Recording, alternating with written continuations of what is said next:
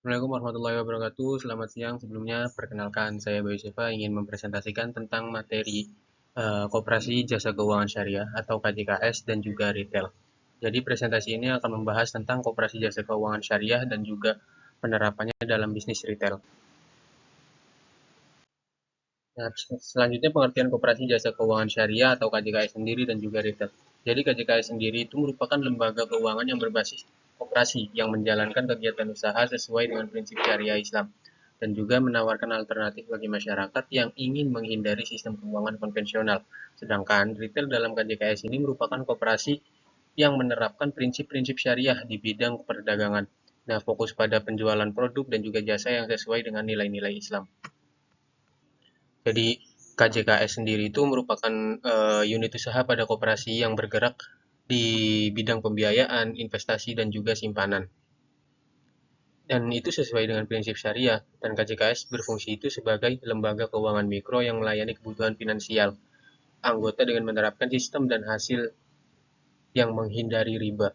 Dan retail sendiri itu dalam konteks KJKS merujuk pada keuangan yang ditujukan kepada individu atau kepada usaha kecil anggota koperasi. Jadi layanan ini mencakup produk simpanan, pembiayaan, usaha mikro, serta jasa keuangan lainnya yang disesuaikan dengan kebutuhan anggota secara personal. Selanjutnya itu ada prinsip dasar KJKS, di mana prinsip dasar KJKS ini merupakan prinsip yang dipegang oleh KJKS sendiri, yaitu ada keadilan, transparansi, dan bagi hasil dan juga manfaat bersama. Di mana keadilan ini merupakan hak bagi semua anggota KJKS dan juga transparansi. Informasi keuangan dan kegiatan KJKS itu dipublikasikan secara terbuka. Bagi hasil sendiri itu merupakan sistem yang diterapkan dengan kesepakatan yang adil dan juga ada manfaat bersama yang berarti keuntungan KJKS itu dibagikan secara adil kepada semua. Prinsip dasar KJKS sendiri itu beroperasi berdasarkan prinsip-prinsip syariah yang melarang riba, koror, dan maisir. Semua transaksi itu harus memenuhi prinsip keadilan, transparansi, dan memberikan manfaat bagi semua pihak. Nah, sedangkan sistem bagi hasil dalam KJKS itu diterapkan dalam produk pembiayaan dan juga investasi, di mana keuntungannya itu eh, keuntungan dan juga resiko itu dapat dibagi antara koperasi dan juga anggota sesuai dengan kesepakatan yang adil dan proporsional. Nah, hal ini berbeda dengan sistem perbankan konvensional yang berbasis bunga. Nah, selanjutnya keadilan dan kebermanfaatan, di mana KJKS ini menekankan prinsip keadilan dalam setiap transparansi transaksi dan memastikan bahwa semua produk dan layanan memberikan manfaat bagi mereka dan bagi anggota atau komunitas. Jadi tujuan utamanya itu adalah meningkatkan kesejahteraan ekonomi, sosial dan dari para anggotanya. Selanjutnya kepada manajemen KJKS, di mana manajemen KJKS ini meliputi perencanaan, pengorganisasian, pengawasan, dan juga pengendalian. Fungsi-fungsi ini memastikan operasional berjalan efisien dan sesuai dengan prinsip syariah. Selain itu, manajemen juga harus memastikan kepatuhan terhadap regulasi dan menjaga kepercayaan para anggotanya.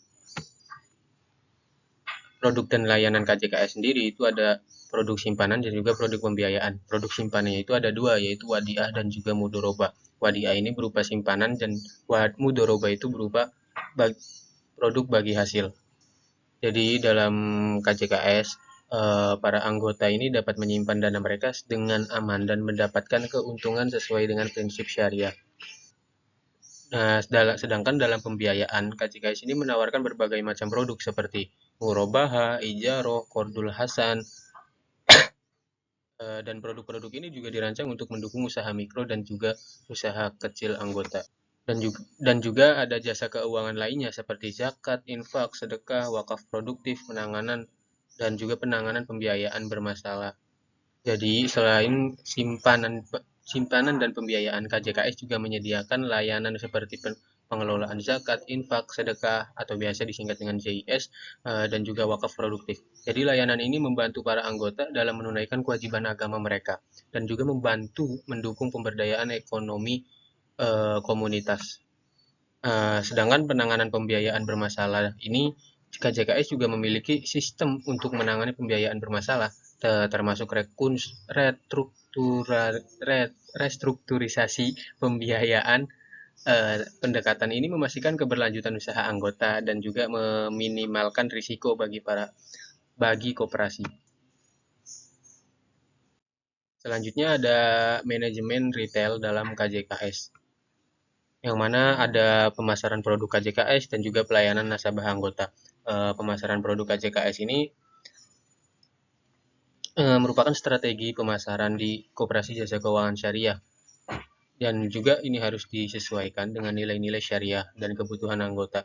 Jadi pendekatan personal, edukatif itu sering digunakan untuk meningkatkan kesadaran anggota tentang produk dan layanan yang tersedia. Dan ada pelayanan nasabah anggota. Jadi pelayanan yang baik kepada anggota ini merupakan sebuah kunci keberhasilan dalam KJKS. Hal ini mencakup responsivitas, transparansi, dan keadilan dalam setiap interaksi. Jadi kepuasan anggota ini menjadi prioritas utama dalam operasional KJKS. Selanjutnya ada tantangan dan juga peluang KJKS dalam bisnis retail. Jadi tantangan dalam bisnis retail konvensional, terus juga kurangnya masyarakat tentang KJKS dan juga terbatasnya akses modal. Jadi tantangannya itu ya persaingan dengan lembaga keuangan lain. Jadi KJKS ini harus bersaing dengan bank syariah dan juga lembaga keuangan mikro lainnya dalam menarik eh, anggotanya. Terus juga kurangnya pengetahuan masyarakat tentang KJKS. Jadi kurangnya pemahaman masyarakat tentang keuangan syariah ini dapat menjadi hambatan juga dalam pengembangan KJKS. Dan juga modal yang terbatas. Jadi sebagai lembaga keuangan mikro, KJKS sering menghadapi keterbatasan modal untuk ekspansi dan pengembangan produk. Dan peluangnya yaitu pertumbuhan kesadaran syariah. Jadi meningkatnya kesadaran masyarakat terhadap prinsip syariah membuka peluang bagi KJKS untuk memperluas basis anggotanya. Dan juga potensi pasar retail yang besar. Jadi KJKS juga dapat mengembangkan produk dan juga layanan baru yang sesuai dengan kebutuhan anggota dan tetap sesuai dengan prinsip syariah. Dan KJKS juga memiliki peluang dukungan dari pemerintahan. Jadi kebijakan pemerintahan yang mendukung perkembangan ekonomi syariah itu memberikan peluang bagi KJKS untuk berkembang.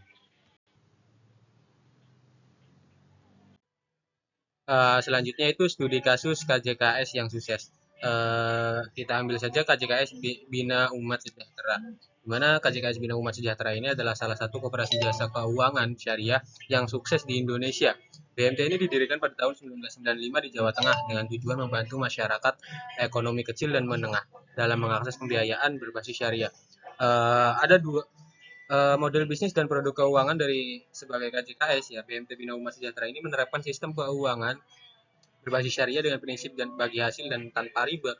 Produk-produk unggulan yang ditawarkan juga meliputi tabungan syariah seperti mudoroba dan wadiah, terus juga ada pembiayaan mikro seperti murobaha, mudoroba, dan juga musyarakah. Terus juga ada zakat, infak, dan sodakoh untuk pemberdayaan sosial. Dan ada juga dana talangan haji bagi calon jamaah yang ingin menabung untuk ibadah haji. Nah, untuk strategi kesuksesan dari BMT Bina Umat Sejahtera ini, ada beberapa faktor yang membuat BMT Bina Umat Sejahtera ini sukses berkembang. Adalah yang pertama yaitu pendekatan komunitas. Jadi BMT ini aktif dalam membangun hubungan dengan masyarakat melalui program edukasi keuangan syariah dan juga pemberdayaan UMKM. Yang kedua juga ada inovasi produk keuangan. Jadi BMT ini tidak hanya menawarkan pinjaman mikro, tetapi juga memberikan pelatihan dan mentoring usaha bagi anggotanya. Dan yang ketiga yaitu sistem keuangan yang transparan. Jadi semua transaksi yang dilakukan itu sesuai dengan prinsip syariah, sehingga membangun kepercayaan anggota. Terus yang keempat yaitu digitalisasi layanan.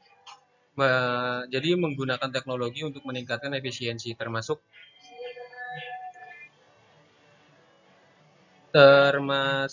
layanan mobile banking syariah. Terus yang kelima itu diversifikasi usaha. Jadi selain pembiayaan, BMT ini juga mengelola dana sosial dan juga investasi di sektor produktif. Terus apa dampak dan juga keberlanjutannya? Jadi peningkatan ekonomi masyarakat itu menjadi dampak yang signifikan. Jadi banyak UMKM yang terbantu dan juga berkembang karena mendapat akses modal yang tanpa riba ini. Nah, juga ada pemberdayaan sosial. Jadi program zakat, infak itu digunakan untuk membantu fakir miskin dan membangun fasilitas pendidikan. Lanjut ke slide selanjutnya yaitu kesimpulan. Jadi keberhasilan BMT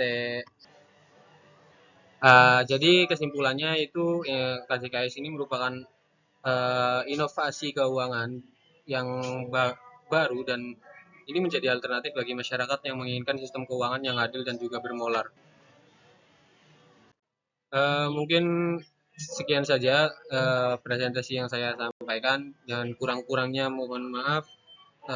Wallahul muwaffiq ila aqwamit thoriq. Wassalamualaikum warahmatullahi wabarakatuh.